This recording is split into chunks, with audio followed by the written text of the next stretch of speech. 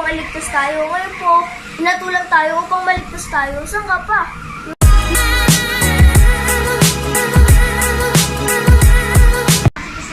Sa John 5 po, verse 34 hanggang 34 po. Wala akong magagawa sa sarili ko lamang. Mahatol ako ayon sa sinabi sa akin ng Ama, kaya't matuwid ang hatol ko. Hindi ang sarili kong kalooban ng aking sinunod, hindi ang kalooban na nagsilbi sa akin. Kung ako lamang ang nagpapatotoo tungkol sa aking sarili, ay pagkatotoo ko ay walang katotohanan. Ngunit may ibang nagpatotoo tungkol sa akin. Ang totoo ang kanyang sinasabi. Nagpadala ako sa mga sugokay dyan at nagpatotoo siya tungkol sa katotohanan. Hindi sa kailangan ko ang patotoo ng tao. Sinasabi ko lamang ito para maligtas kayo. Ayun nga po yung naiintindihan ko po rito sa Revelation ko po na kailangan daw po pala natin na kunyari po, isang araw po, diba po, tayo po yung nagtuturo ng salita ng Diyos. Hindi po natin maiwasan, diba po, na tama naman po yung paliwanag mo. Kaso nga lang po, parang ang tingin po ng tinuturuan mo, inaatulan mo po siya, diba po. Nagtuturo ka na ng tama sa kanya, pero akala niya po, mali po yung tinuturo niya, diba po. Amen po ba? Na kailangan daw po pala natin gawin na hindi po pala umatol tayo na ganito, pinapaya, diba po. Si Jesus Christ nga po, diba, umatol siya, pero matuwid yung atol niya po, diba po. Umatol po siya, diba po. Alam po ba? Paano pa kaya po tayong tao po, diba po? Atol tayo po na hindi natin alam yung pinagsasabi natin. Amen po ba na kailangan po pala natin pala, pag umatol po tayo, nung kalooban po ng Panginoon, hindi po yung kalooban mo yung masusunod. Amen po ba na kailangan po pala natin yung kung ikaw lang po, naniniwala ka sa sarili mo na ganito kahit mali ka, diba? Pero parang parang mali din po, diba?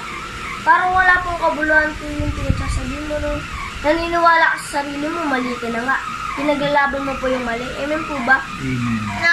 Pero kung tayo daw po yung meron daw po pinatotoo tayo, naglilingkod tayo talaga sa Panginoon. Amen po ba? May maniniwala po sa atin, diba po? Diba po? Maniniwala po sila sa atin. Kung tayo po, nagtuturo po tayo ng salita ng Diyos, diba? Kung tayo po, ginagawa rin po natin, diba? Amen po ba na gagawin din natin, paano ka pa nila tutularan, diba po? Kagaya po si Jesus Christ, diba po? Dapat natin siyang tularan, diba po? Nagmatuwid po siya, kaya po maraming nakikinig sa kanya po, diba po? Amen po ba na kailangan daw po pala maniwala lang po tayo sa Panginoon bago po tayo umatol ng ganito, diba?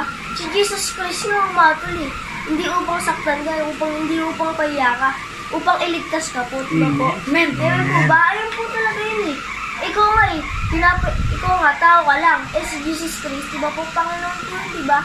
Siya po umatol po siya na matuwid. Ikaw umatol ka po para ipahiya po, upang ipabaksak po yung tao, diba po? Sino ka po, diba? Para umatol po sa kapo mo, diba? Parehas lang din po naman kayo, diba?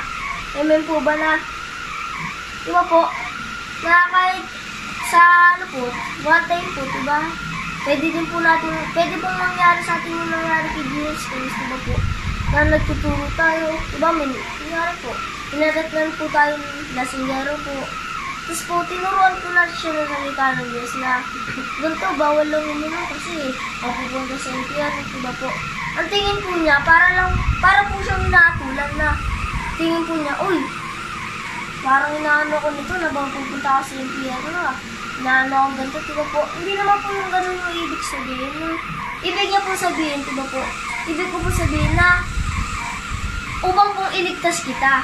Hindi po yung upang ipahamak kita, ganyan po, diba po? Jesus Christ nga po, hindi po tayo pinahamak, diba po? Isipin na lang po natin yung ginawa niya. Bumaba siya na dito po, diba?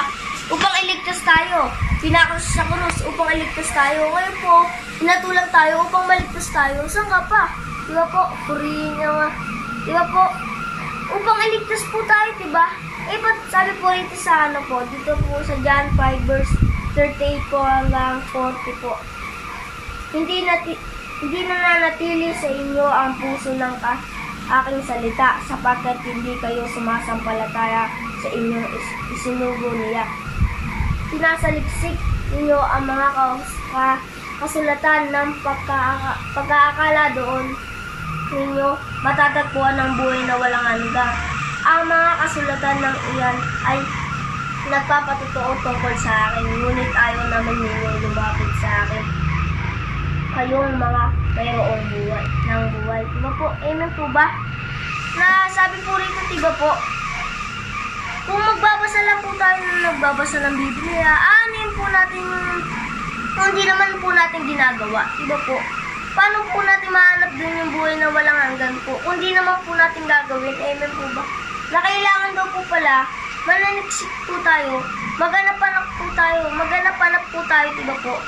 Ng ano po, nang magbasa-basa po tayo ng Biblia, tapos gawin po natin.